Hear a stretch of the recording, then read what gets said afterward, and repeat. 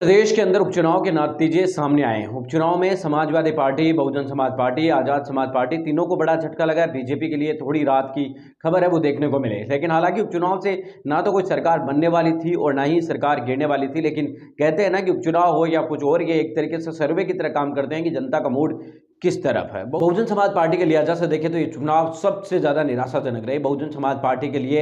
ये इसलिए भी निराशाजनक रहे कि बहुजन समाज पार्टी को इन उपचुनाव के अंदर बिल्कुल भी समर्थन या सपोर्ट नहीं मिला। बहुजन समाज पार्टी की सुप्रीमो बहन मायावती जी के निर्देश पर लड़े गए उपचुनाव के अंदर बहुजन समाज पार्टी को एक दो सीटों को छोड़कर बाकी सीटों पर जमानत बचाने के लिए भी मशक्कत करनी पड़ी। बहुजन समाज पार्टी अधिकांश सीटों पर आपको बता दें कि जमानत तक नहीं बचा पाई, और जमानत बचाना भी बड़ी बात है कि आधी सीटों के ऊपर तो बहुजन समाज पार्टी 2-2.5 वोट लेने में भी एक तरीके से पीछे नजर आई। तो कुल मिलाकर बहुजन समाज पार्टी के लिहाजा से ये चुनाव बिल्कुल भी अच्छे साबित नहीं हुए। आजाद समाज पार्टी ने कुछ सीटों पर अच्छा और कुछ सीटों पर बुरा प्रभाव किया।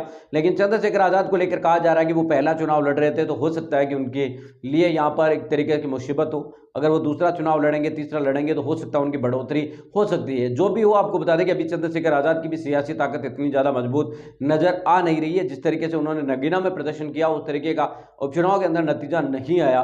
लेकिन बहुजन समाज पार्टी को लेकर खबर ये निकल कर आ रही है कि बीएसपी अध्यक्ष मायावती जी अब चिंता में हैं और बहुजन समाज पार्टी की सुप्रीमो मायावती जी संगठन में बदलाव करने की कवायद में जुटे हुई है। कई जिलों के जिलाध्यक्ष बदलने की कवायद है। साथ ही साथ आपको बता दें कि मंडल के कोऑर्डिनेटर, सेक्टर प्रभारी और मुख्य प्रमुख नेताओं को भी हटाने की कवायद चल रही है। यूपी की प्रदेश कार्यकारिणी के अंदर भी बदलाव की खबर है, वो निकल कर आ रही है। और राष्ट्रीय कार्यकारिणी में बदलाव की अभी कोई संभावना नजर नहीं आ रही है, लेकिन यूपी के संगठनात्मक ढांचे को बदलने की काफी दिनों से चर्चा चल रही है। बताया जा रहा है कि प्रदेश अध्यक्ष से लेकर तमाम चीजों के ऊपर बदलाव बहुजन समाज पार्टी की तरफ से किया जा सकता है। बहुजन समाज पार्टी की सुप्रीमो बहन मायावती जी को अब इस तरीके के नेता और पदाधिकारी की जरूरत है जो आपको बता दें कि सड़क पर भी काम है वो कर सके, गली गली नुक्कड़ के अंदर भी काम कर सके, तभी जाकर बहुजन समाज पार्टी को एक मजबूती से आपको बता दें कि वापस से खड़ा कर सकता है। और बहुजन समाज पार्टी की सुप्रीमो मायावती जी या तो खुद या फिर ऐसा कोई तेज तर्रार नेता ही अब बहुजन समाज पार्टी को वापस 2027 के मुकाबले में खड़ा कर